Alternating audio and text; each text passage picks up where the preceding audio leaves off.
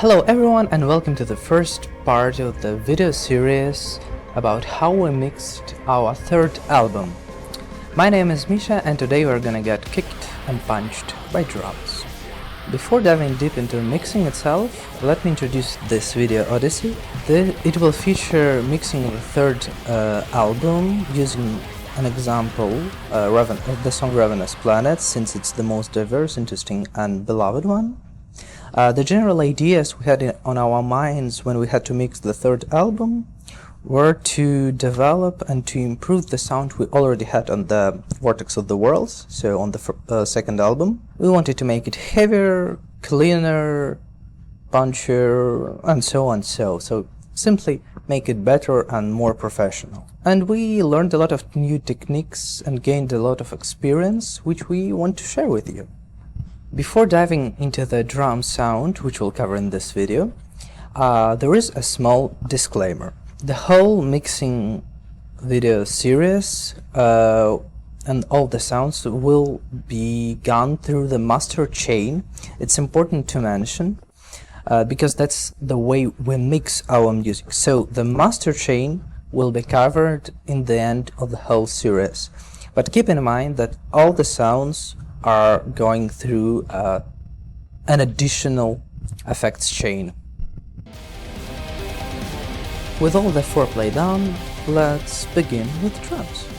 So, let's listen to the song so you don't have any doubts about it.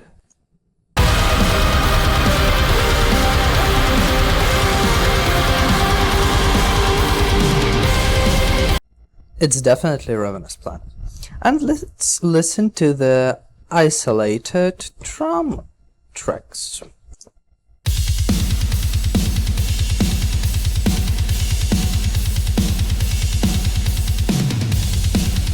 Sounds exactly like on the album, because it is exactly the sound we heard on the album.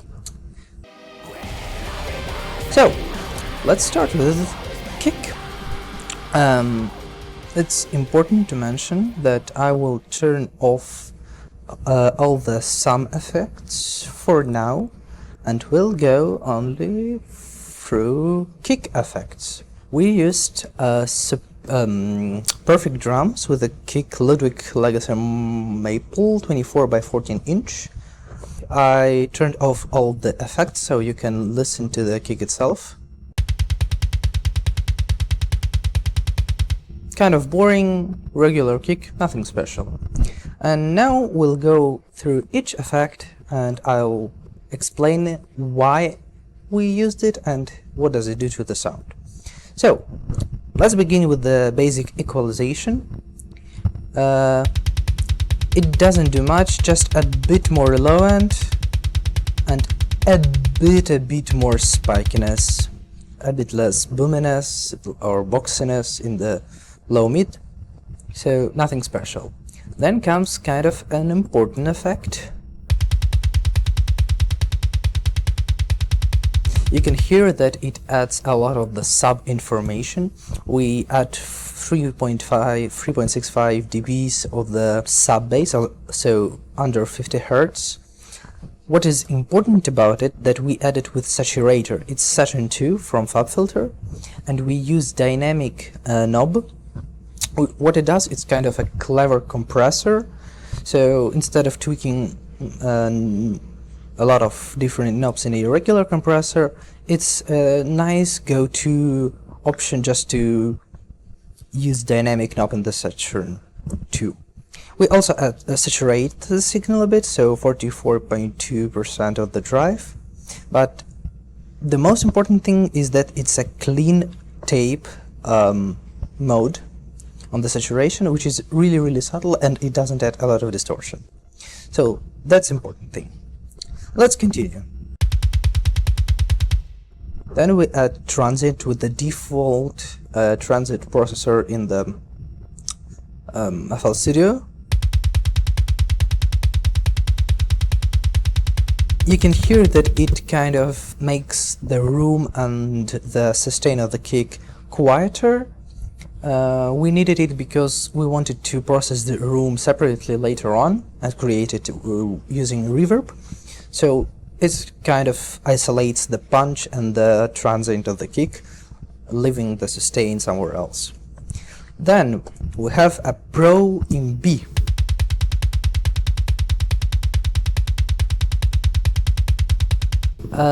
This effect doesn't change a lot in the sound of the kick, but we set up this plugin that way so it almost doesn't affect single kicks. What for is it exactly is that when there is a really fast part in the song, like here in the beginning actually, or yeah, here is gonna be better. Yeah, exactly, that's a fast part. On fast parts, this dynamic multiband equalizer works, and it pushes down the low end and the high end of the kick, so it doesn't overwhelm the listener on the long-term distance. But since both of these bands have long attack, the first kick or the first two kicks will be left through the compressor untouched, which make them impact the part harder. But when, for instance, we have a slow kick playing some rhythms, this equalizer, this compressor, I'm sorry, doesn't do almost anything. You see this band going down, but the thing is that it goes down already after the kick, so it doesn't affect it. Then we have an exciter. It's a saturator, basically.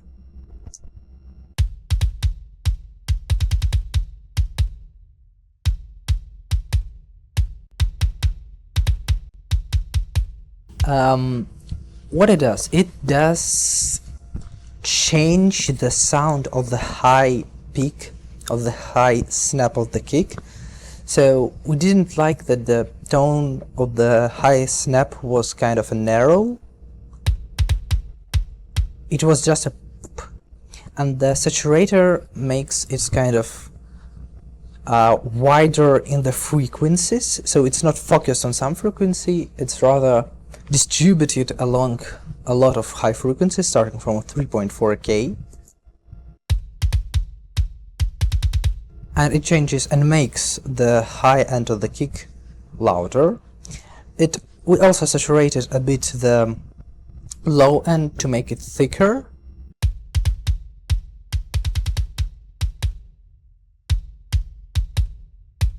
Just subtle saturation can be replaced with the basic equalization, nothing special. Then we have an equalizer which does quite a lot.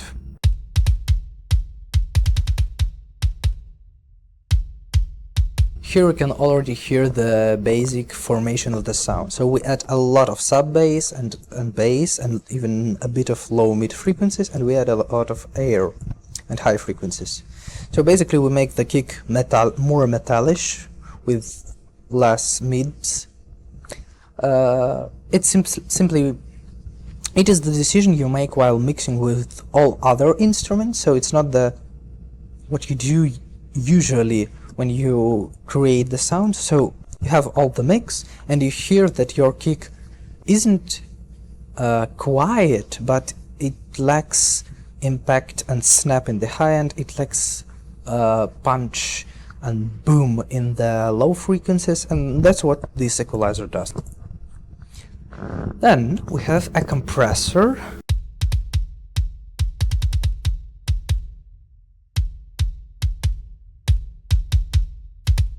Again, it doesn't do much. The main purpose of it was to do the same thing that the Pro in B did, to level down the kicks on the fast parts. So here we have a slow part. It impacts all the kicks that come afterwards. They are a bit quieter, but not much. But if we go to the really fast part, as we had here, and we'll look at what it does, it really pushes everything down. So the kick has impact on the first kick, and then it kind of sits just a bit lower and doesn't overwhelm a listener. Then we have another neutron 4 exciter. By the way, this is a plugin from Isotope. And we add again the high end saturation. This time it's a harsh saturation. Also important to mention that the tone is turned down.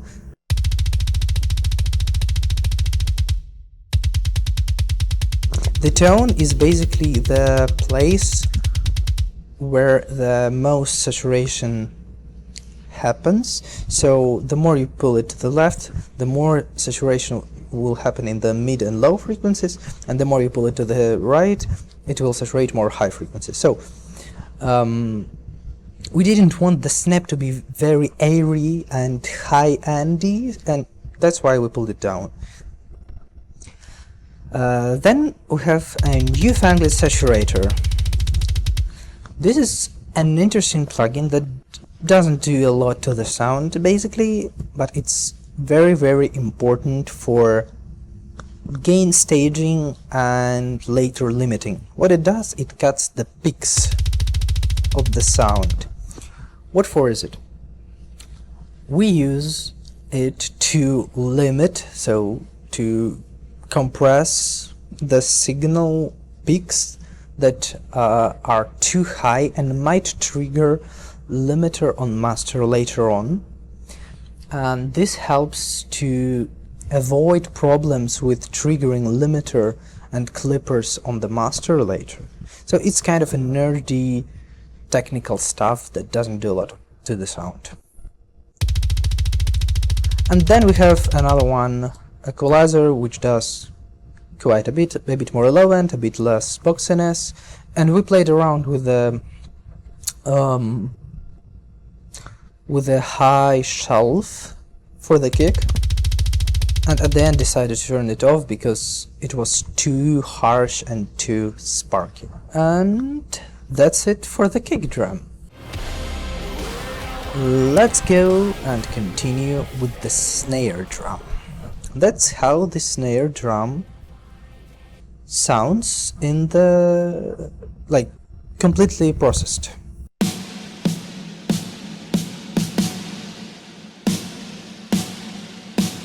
Quite a lot of reverb, isn't it? Yeah, that's the thing.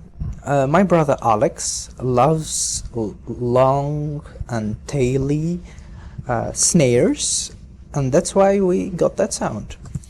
We used Mario Duplantier Contact Library for the snare, and that's how the snare sounds without any processing. Let's talk about what we used and how we processed it. So let's start with the compressor, which looks kind of terrifying, but it doesn't do a lot in reality. We add a lot of body to the snare.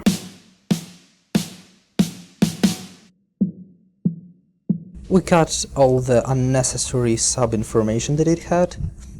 We cut some of the ringy frequencies that it has.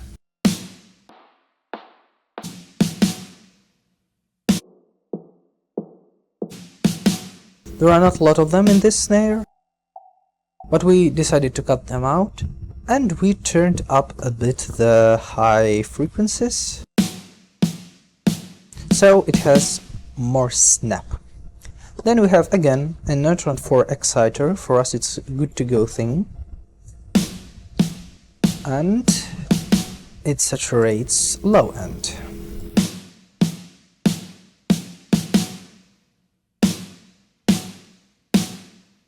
The difference is very subtle. We could have done it with just a simple equalizer, but we wanted to add a bit of more texture to the low end, to that low snap. Then we have a compressor.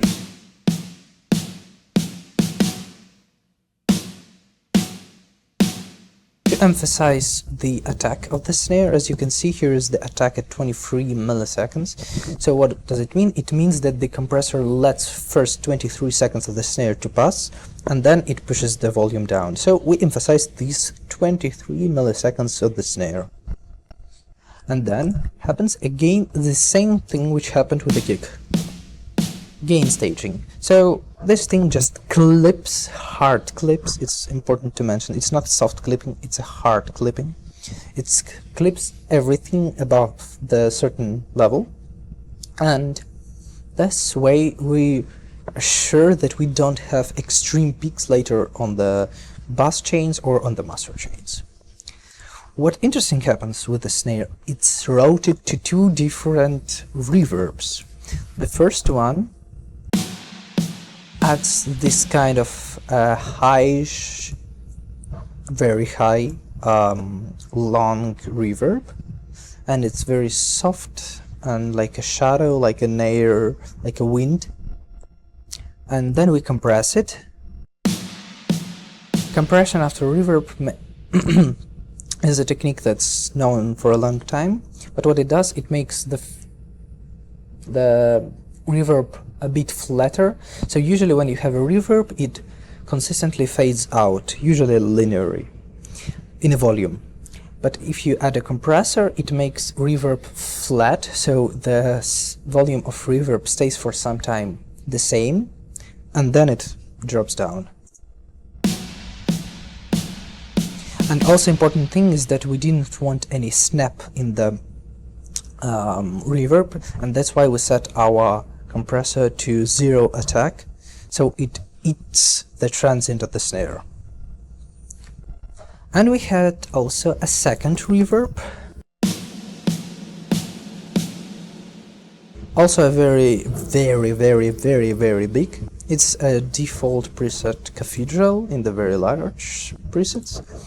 It adds more of the mid frequencies compared to the previous one, and both of them together adds kind of a plane of the reverb in different frequencies.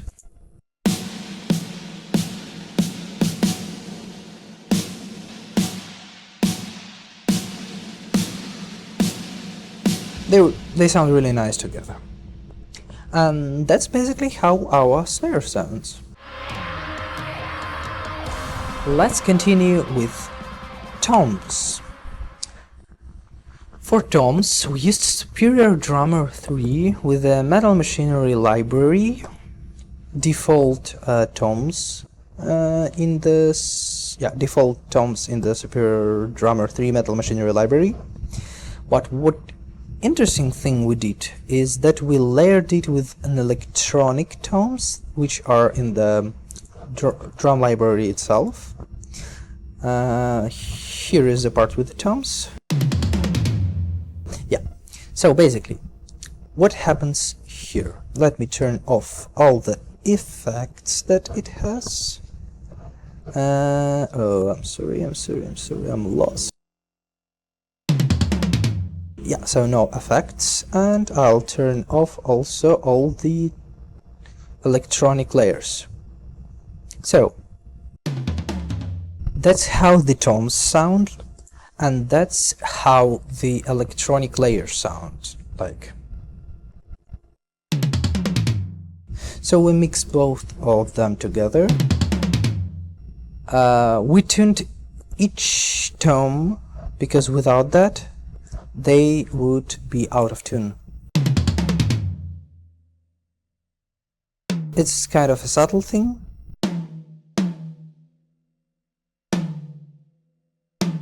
You can see this rumbling without tuning. So we tuned each one of the layer so they work really cohesive with each other. And now let's talk about the processing we've done for the toms. Once again, that's the toms without any effects. We did quite a common thing, less mid, a bit more bass, less sub-bass. Then we compressed everything, kind of a hard compression, to emphasize the 5 millisecond peaks of each tone. Then we clipped everything again, but in this case we used this clipper to form a bit the sound. We clipped it a lot and it gave it subtle, nice compression, distortion to it, which was kind of nice in the mix. Then we saturated and compressed with the Saturn II the tones. Here it happens quite a lot, and you can see the... You can clearly hear the distortion that's gone. We compressed them with the dynamic knob and we saturated them. Both are clean tube for subtle saturation.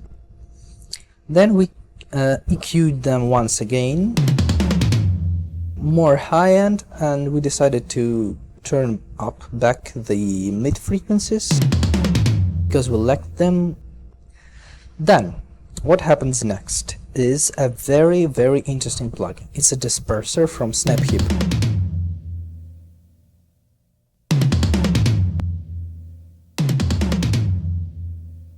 I kind of think that it's a really interesting sound for modern tones, because what it does, it kind of makes your tones electronic. It adds kind of a pinch to them and boost and makes them slide down in the frequencies, so I can exaggerate that effect here.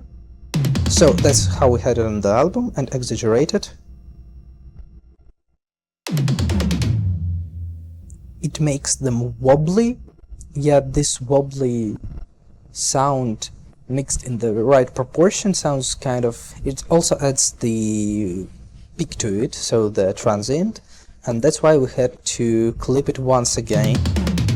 And then we have a reverb. Really nice, really nice.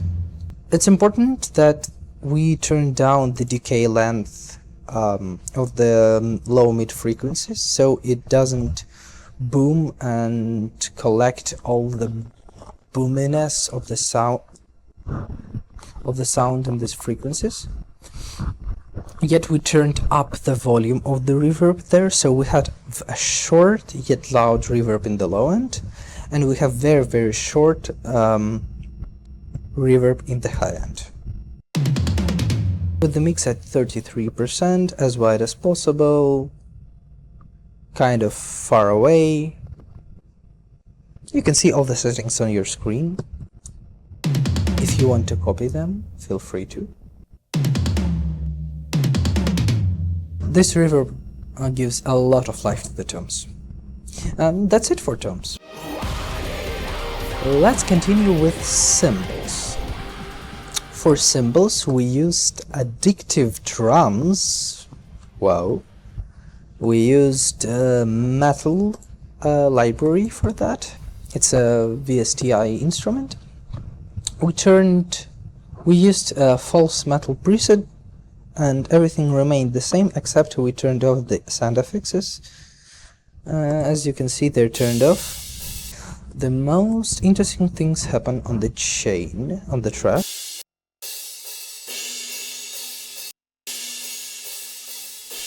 So what happens here? Let's go through each one step. First of all, we have an equalizer which gets rid of all low frequencies and adds a bit of air. Then we have a reverb for drum overhead sizzle. It kind of smooths all the cymbals and makes them more consistent and less impactful, which is nice for our genre. And then we have Soothe 2, which gets rid of all the annoying resonances which cymbals have indeed. And here we can listen what exactly the Soothe 2 cuts out. So it cuts these frequencies out. And we are left with this. This is a kind of processing we had on cymbals. Basically, we didn't do much. We make them smoother and wider. That's it. And now let's talk about the rooms. So we artificially created a room for all the drums. Let's listen to the drums all together. I turned off the room track, and without it they sound kind of narrow.